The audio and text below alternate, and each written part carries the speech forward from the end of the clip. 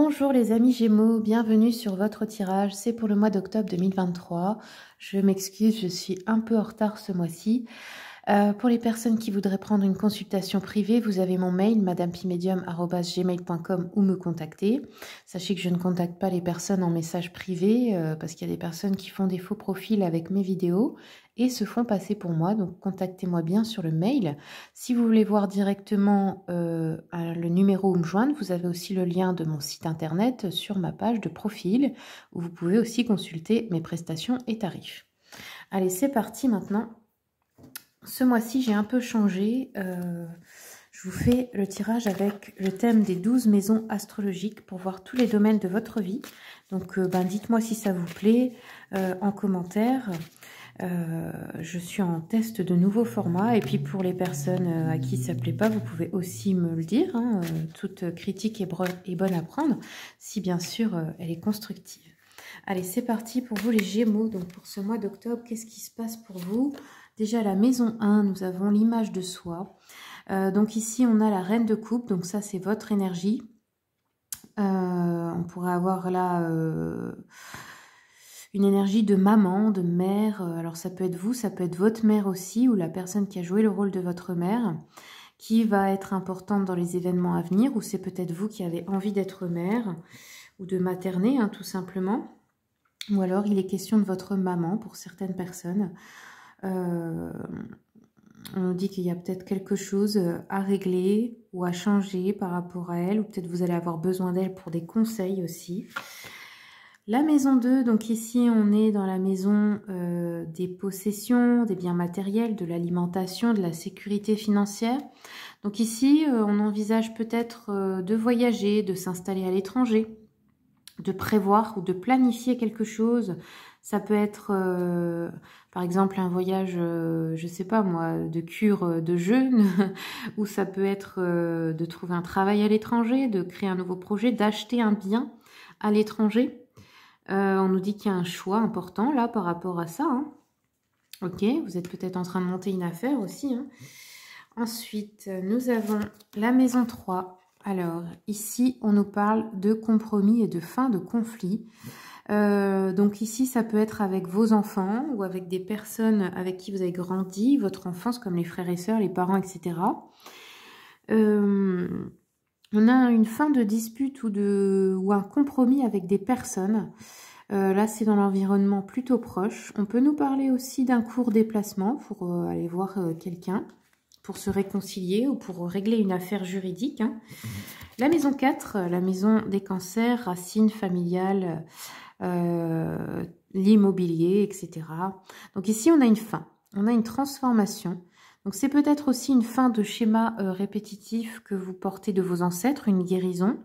Ça peut être un nouveau départ avec des personnes de votre famille, encore une fois, où on renoue, où on se réconcilie, etc. Ça peut être aussi au niveau immobilier, dans le sens de vendre ou d'acheter une maison, de changer d'endroit.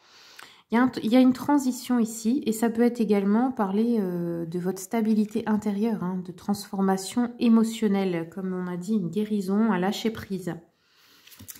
Ensuite, nous avons la maison 5 ici, qui nous parle de vos enfants, de vos amours, des réalisations. On me dit qu'ici, on va avoir plusieurs possibilités. Donc, certaines personnes ont peut-être plusieurs prétendants, plusieurs possibilités au niveau relationnel. Pour d'autres, ça peut être, avec ce set de coupe, d'avoir des rêves ici, de nouveaux rêves qu'on veut voir, qu'on veut accomplir en fait. Et on a plusieurs possibilités de les atteindre en fait. Hop, dans la vocation, le travail, alors si c'est pas le travail que vous ne travaillez pas, ça peut être tout simplement votre passion, etc., vos activités quotidiennes, votre santé aussi. Ici, on nous parle de manque d'idées, de se sentir un peu en échec par rapport à la créativité ou au travail, peut-être à cause d'une routine quotidienne qui est, je sais pas, un peu lassante. Il y a un manque de créativité ici pour trouver en fait ce que vous voulez faire, ou peut-être pour les personnes qui sont artistes ou qui écrivent, qui a un manque là, il y a un petit manque d'inspiration en fait. La meilleure chose à faire pour régler ça, ce serait de casser la routine pour que votre vie se remplisse d'aventures et que l'inspiration vous revienne. Aussi rencontrer de nouvelles personnes hein, qui vous inspirent. Ensuite, la maison 7, donc ici, maison des balances, le couple, les contrats, les associations, les projections. Donc ici, ça pourrait nous parler d'un grand bonheur dans un couple, de rencontrer l'amour, de signer un contrat qui vous apporte également beaucoup de joie. Ça peut être un projet aussi qui vous anime ou le fait de s'associer avec quelqu'un au niveau professionnel et que ça réussit, vous voyez. Maison 8, maison des scorpions, la sexualité, l'argent, les affaires. Donc ici, on nous parle d'amour, de confort. Donc dans les affaires terrestres, en tout cas l'argent, etc., on a un confort qui peut être apporté par un homme. Hein. On nous parle là pour vous d'une énergie plutôt dans l'émotionnel, dans le calme, dans la rêverie un peu. Dans ce qu'il y a à transcender, à changer au niveau alchimique, hein, au niveau des blessures, à transmuter. On peut nous parler d'une certaine dépendance affective que vous avez à travailler ce mois-ci. Peut-être que vous vous en rendez compte ce mois-ci, que vous avez décidé de changer ça. Maison 9, la spiritualité. Ici, on nous parle de deux voies. Il y a une décision que vous allez devoir prendre à propos d'un projet que vous êtes en train de planifier et c'est peut-être pas facile pour vous. Ça peut être pour des personnes de déménager là ou de changer carrément de pays ou d'avoir le choix entre deux relations aussi hein, ou entre deux travails. Il y a une notion de peut-être d'avoir du mal là à se décider hein, entre deux options ou plusieurs même. Hein. C'est sorti plusieurs fois pour vous. Ok. Ensuite, la maison 10, la carrière professionnelle, vos ambitions, le statut social. Ici, on nous parle d'une résolution pacifique de certains problèmes. Encore une fois, on nous parle de compromis. Ça peut être aussi, pour certaines personnes, de vouloir quitter un employeur et de trouver un compromis. Ça peut être dans un procès, ça peut être dans des résolutions, par exemple, familiales avec les frères et sœurs à propos d'un héritage.